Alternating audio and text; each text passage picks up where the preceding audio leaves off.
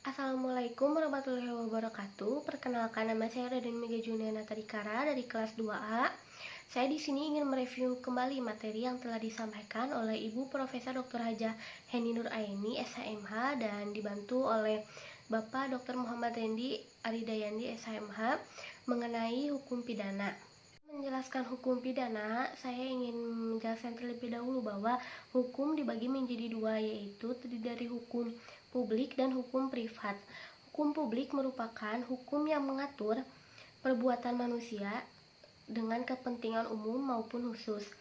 Contohnya hukum pidana.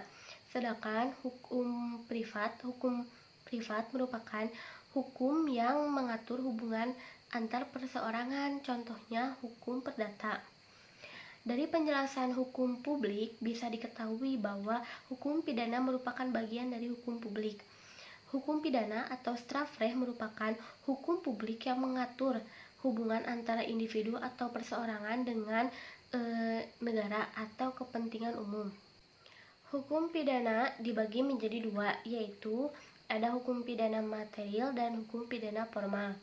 Hukum pidana material merupakan hukum yang mengatur hubungan antara perseorangan yang di dalamnya terdiri atas larangan dan keharusan yang jika dilanggar akan mendapatkan sanksi dan sanksinya akan lebih tajam.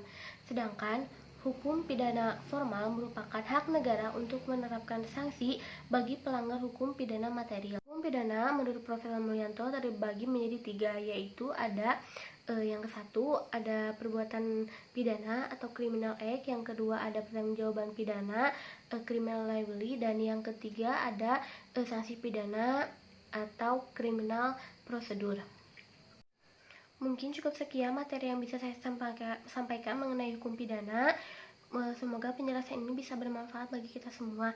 Wabillahi taufiq wal hidayah. Wassalamualaikum warahmatullahi wabarakatuh.